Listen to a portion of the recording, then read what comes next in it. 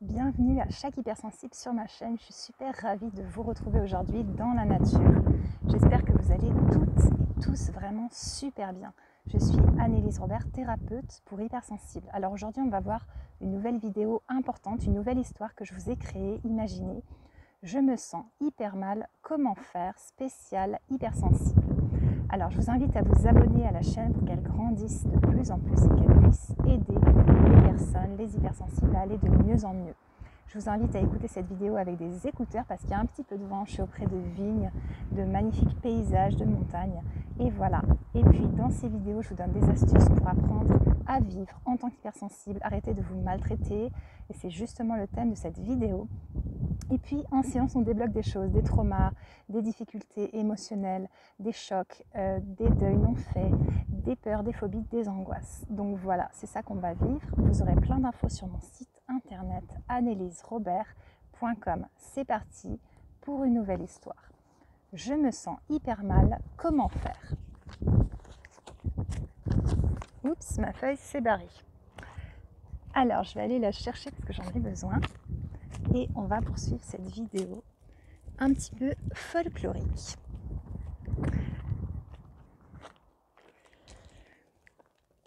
Ok, donc comme je vous disais, il y a du vent, la preuve. Alors, je me sens hyper mal, comment faire? Spécial, hypersensible. Je suis un être très sensible et les choses me touchent beaucoup. Je résonne comme du cristal.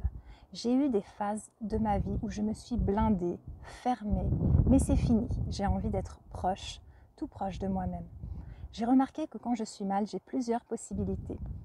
La première, c'est de me dire que je ne suis pas spirituelle, pas alignée, que je suis dans l'ego, etc.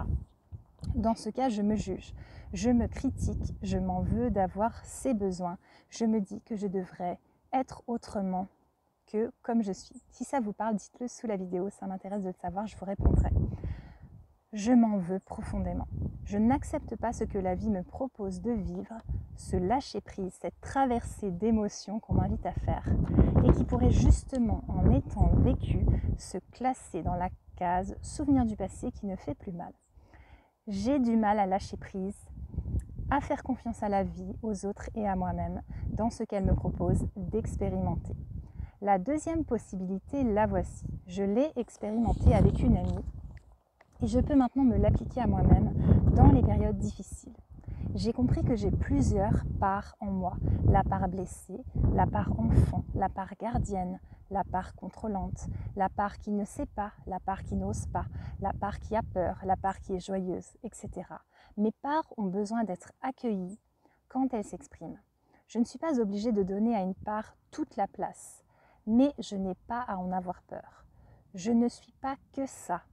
Je choisis mon pouvoir quand je décide, surtout de ne pas m'identifier à ma part qui s'exprime. Par exemple, ne pas croire que je ne suis que ça. Non pas je suis triste, mais j'ai une part en moi qui est triste. Et moi, le tout, l'âme, le corps, je peux contenir et être là en empathie pour cette part en moi qui est triste. Être un contenant pour cette part. Je ne sais pas si vous voyez la différence entre « oh là là, je suis méga triste, je suis pas bien, de toute façon ma vie elle vaut rien ». Donc là, vous partez à fond dans votre émotion. Et j'ai une part en moi qui est triste, mais ce n'est pas tout moi, j'ai aussi des parts joyeuses. Là par exemple, si j'ai une amie qui m'appelle que j'adore, peut-être que ma part triste, elle va plus s'exprimer et je vais commencer à rire avec mon amie. Donc vous voyez bien que vous êtes multiples. C'est vraiment ça que je vous propose, c'est d'apprendre à vivre en étant vous en entière et pas en vous identifiant à fond dans la part qui va pas bien. L'autre jour, je n'étais pas au top de ma forme et mon amie a su comprendre que c'était une part en moi qui s'exprimait. Pas tout moi, elle n'a pas eu peur, elle ne m'a pas jugée, elle n'a pas eu peur de mes émotions, elle ne m'a pas mis une étiquette ou mis dans une case.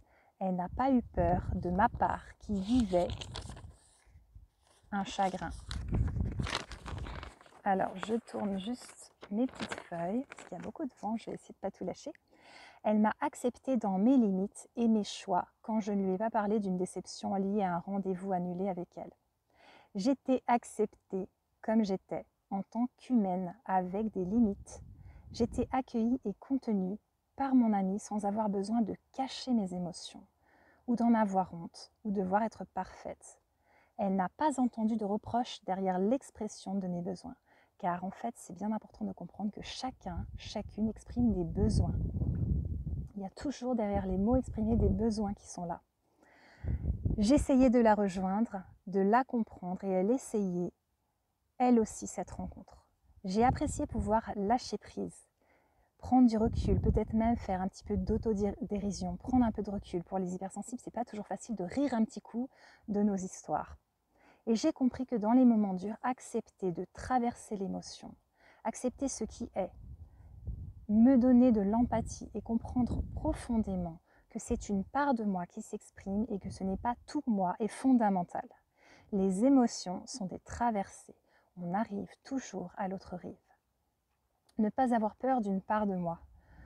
Ne pas laisser à ma part gardienne, garde du corps, tout l'espace où j'aurais tendance alors à me fermer, à me sentir dure, à me blinder, à me mettre dans le mental, et que dans le mental, et à me couper de mon cœur.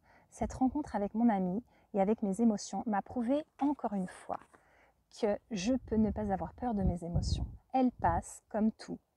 Je sais que je ne peux pas changer les autres et que tous les gens autour de moi n'ont pas toujours cette qualité de présence. Je sais aussi que ventre affamé d'empathie n'a pas d'oreille. Quand on a besoin d'empathie, on ne peut pas donner de l'empathie à l'autre. Mais le beau dans tout ça, le trésor, c'est que je n'ai plus peur de me sentir mal. Je n'ai plus peur de mes émotions, ni des parts de moi. Je comprends mieux leur fonctionnement et leurs besoins. Je choisis de m'accueillir dans ce que je ressens. J'arrête la lutte contre moi-même. Maintenant, je vais vous proposer certaines choses. Vous voulez ne plus avoir peur de vos émotions. Vous sentez que vos émotions vous terrassent, qu'il y a vraiment des choses très très lourdes. Alors ce sont des émotions perturbées qui ont besoin d'être régulées. Je vais pouvoir vous aider grâce à la régulation émotionnelle, la DEMOCA qui est comme de l'EMDR et le coaching pour hypersensibles.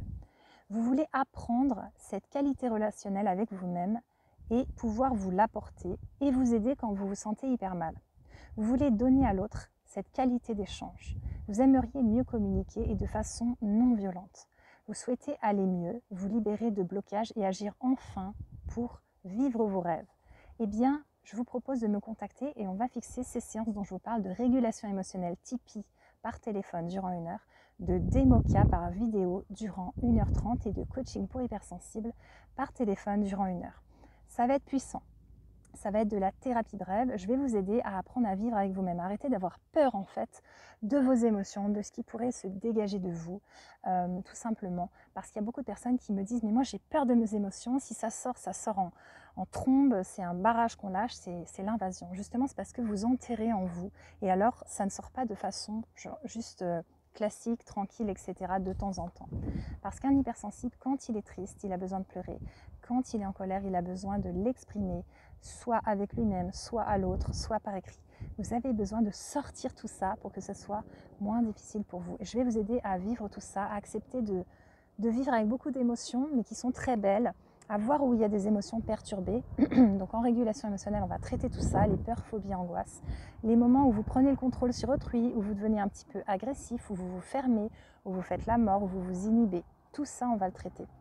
Et en DEMOCA, on va traiter aussi certaines difficultés un petit peu plus grandes. Par exemple, quand vous sentez que vous êtes vraiment bloqué dans des choses, que c'est très difficile, que vous vous fermez, que vous êtes dans un deuil non fait, dans des choses qui vous font beaucoup souffrir, des traumas du passé, etc. Donc voilà, je vous explique tout sur mon site internet anneliserobert.com.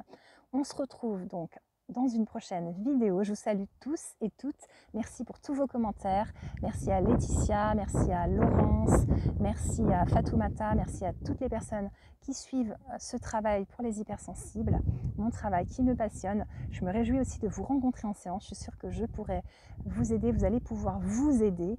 Moi, je ne suis qu'un petit tremplin. Vous allez faire le tremplin pour ensuite rebondir et aller de mieux en mieux. C'est tout ce que je vous souhaite. Donc je vous invite maintenant à vous abonner à la chaîne, à partager cette vidéo à un hypersensible que ça pourrait aider, quelqu'un qui souffre beaucoup et qui ne sait plus comment faire, qui est complètement identifié à sa part qui souffre. Je vous invite à liker la vidéo avec un petit pouce, ça me fera super plaisir.